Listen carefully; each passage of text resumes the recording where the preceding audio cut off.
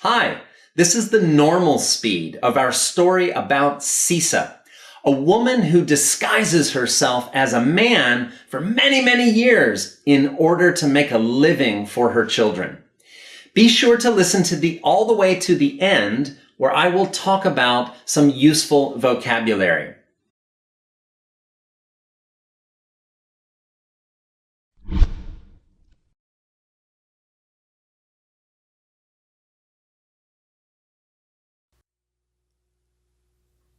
At first glance, everything seems ordinary. Sisa leaves for work at 6 a.m., wearing traditional men's pants, ready to spend the day shining shoes or laying bricks. But most people in the neighborhood know that Sisa has a secret. Despite the men's clothing and shaved head, she is actually a woman. She spent more than 4 decades posing as a man so that she could work alongside them. Sisa was 6 months pregnant when her husband, the family's sole breadwinner, fell ill and passed away. At this time, it was taboo and basically unheard of for Egyptian women to work. The few who did work often faced intense sexual harassment and discrimination. Instead, they were expected to remarry. Sisa's brothers constantly brought her new suitors, but she said that she'd rather eat dirt than find a new husband. So 40 days after her husband's death, she shaved her head, found men's garments, and committed to living her life as a man.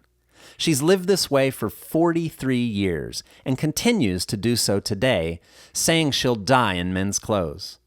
Many of us might be thinking, how hard would it have been to live as a woman back then? What about today? A 24-year-old male Egyptian actor, Walid Hamid, wanted to know the same thing. What is it like to be a woman out in public in Cairo, Egypt? Is Egypt really facing an epidemic of sexual harassment like many activists claim? He underwent 4 hours of makeup, plucked his eyebrows, shaved his arms, wore a wig, and dressed as a woman before hitting the streets. He also wore a hidden camera to document his experience. What he recorded was shocking. Within minutes of stepping onto the sidewalk, Walid said he felt like he was under a microscope. Men stared at him, made sexual advances, and offered him money for sex. Things took a dangerous turn when one man followed Walid for more than 45 minutes, grabbing his arm, begging for his phone number, and insisting on taking him on a date. Walid admits that he was scared and says he can't imagine living his life like that every single day, like so many women around the world. Sexual harassment isn't an issue unique to Egypt. In another video from New York City, a woman recorded herself being harassed more than 100 times as she spent the day walking around the city. In the U.S. and Egypt, this kind of sexual harassment happens all too often. What about in your country? To watch the harassment videos that Walid and the woman from New York City made, click the Read Transcript button below the audio players on the lesson page. Okay, so in that story, Sisa was 6 months pregnant when her husband, the breadwinner in the family, passed away.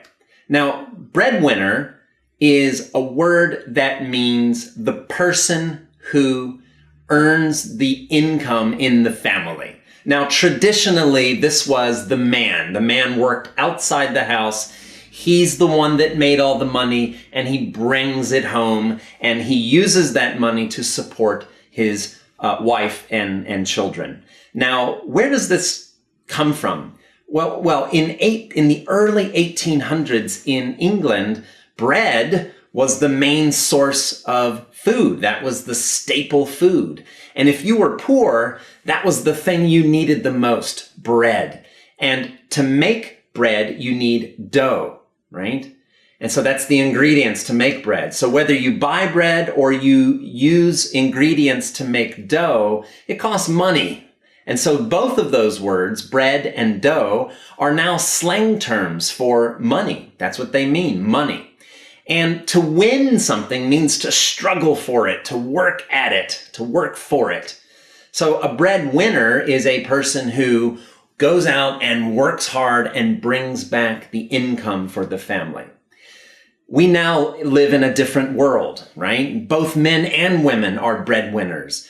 And the primary breadwinner is the one who makes the most money in the household. And then there are secondary breadwinners who make less. They contribute something, but they're not the primary breadwinner.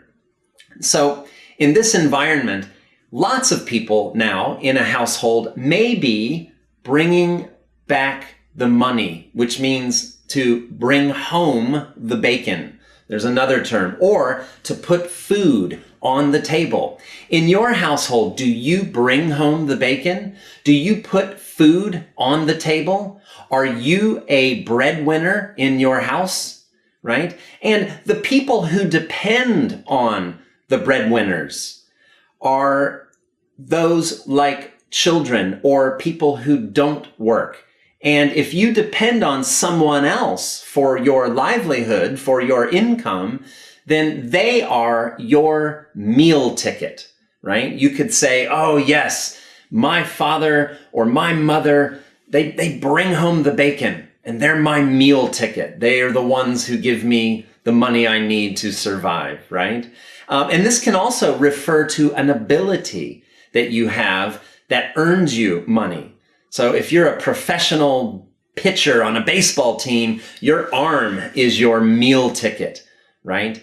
And if you are really, really good at mathematics and numbers, then, that is your meal ticket as an accountant, right? You can work with money, you can work with numbers. Your brain is your meal ticket. What is your meal ticket? So all of these terms are useful, and they have to do with food and with money, right? And both of those represent sustaining your life or your livelihood. Okay, I hope you enjoyed that. I hope it was useful. Please have fun and use these when you speak English.